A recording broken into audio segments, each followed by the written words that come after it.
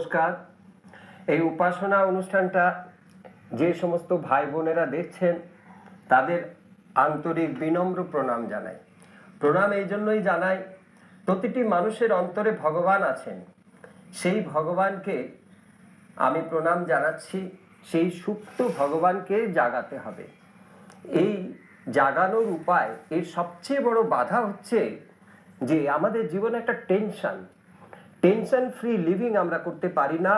এই টেনশন দূর করার উপায়, কিছুদিন আগে মাউন্ট আবুতে গিয়েছিলাম, সেখানে ব্রহ্মা কুমারীদের ঈশ্বরীয় বিদ্যালয়। সেখানে আমাকে বলা হলো যে টেনশন ফ্রি লিভিং সম্পর্কে অল্প কথায় বলুন কিছু। আমি বললাম অল্প কথায়? আচ্ছা, আমি যদি 1 মিনিটের মধ্যে বলি? বলে সে তো আরো ভালো কথা। তখন আমি বললাম, দেখুন, ভগবান তো একজন, এক ভগবান। A for one for A. আর এই যে টেনশন কথাটা, এর আগে এই ভগবানটা জুড়ে দিন, এ গড, তাহলে অ্যাটেনশন।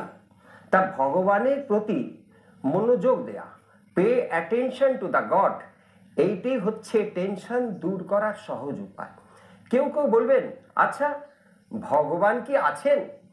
আপনি কি প্রমাণ করতে পারেন ভগবান আছেন? এ প্রসঙ্গে একটা উদাহরণ দিই। একটি কলেজের ছেলে, সে কলেজে যাবে। বাবা বলছেন, কোথায় চলেছিস এত সকাল সকাল আজকে? বাবা, একজন সাধু আসছেন, প্রবচন করবেন। দেখ, ওসব ভগবান টগবান কিছু নেই, ওগুলো কোনো বিশ্বাস করার দরকার নেই, তার চেয়ে সময় মতন কলেজে যাবি। ছেলেটি ভাবলো সে সৎসঙ্গ করে, সে ভাবলো বাবাকে এইভাবে বোঝানো যাবে না। তে বলে, আচ্ছা বাবা, তুমি যখন বলছো কলেজে যাব না। এবার বাবা যখন অফিস থেকে ফিরলেন, ছেলেটি দেখালো যে একটি ছবি আঁকা রয়েছে তার বৈঠকখানা ঘরে, ভারী সুন্দর ছবিটা তার বাবারই আঁকা ছবি, সুন্দর বাবার একটা ছবি। বাবা জিজ্ঞেস করলেন, আচ্ছা এই ছবিটা কে আঁকলো রে? ভারী সুন্দর বাঁধানো তো, এই ছবিটা ভারী সুন্দর, খুব সুন্দর তো, সে আর্টিস্ট, কি সুন্দর বাঁধিয়েছে।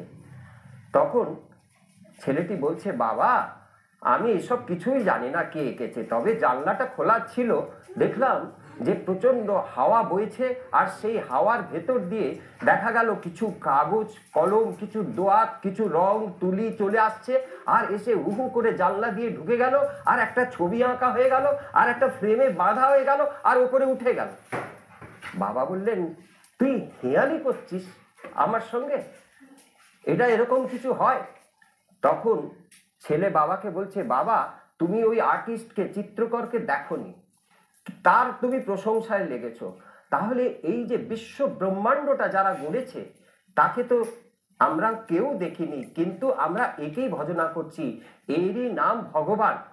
তাহলে এই যে এত ব্রহ্মাণ্ড, এই যে গাছ, এই পালা, এই পাহাড় পর্বত সমুদ্র কে গড়েছে?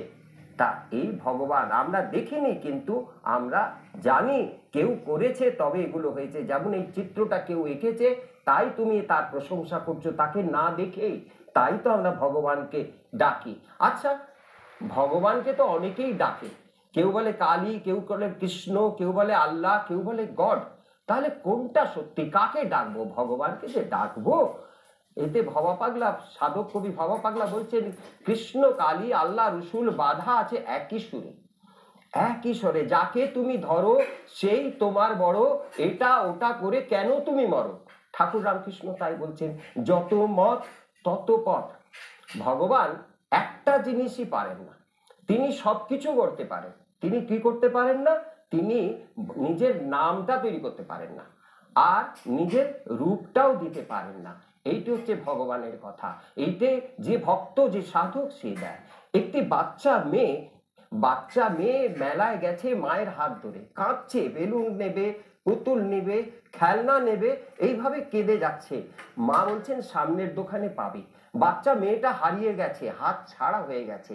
এবার সবাই তাকে খেলনা পুতুল দিয়ে চুপ করাবার চেষ্টা করছে, তখন আর চুপ করে না। তখন সেই বাচ্চাটা কে যাচ্ছে, যতক্ষণ তার হাতটা ধরা ছিল, মায়ের হাত ধরা ছিল, ততক্ষণ তার ভালো লাগছিল, মায়ের হাত নেই ধরা, তাই তার আজ কিছু ভালো লাগে না। তাই ভগবানের যদি হাত ধরা না থাকে কিছুই ভালো লাগে না। ভগবানই সব। একজন ভগবানকে, একজন ইষ্টকে ধরে থাকো, সেই তোমাকে জীবনে টেনশন মুক্তির উপায় বলে দেবে।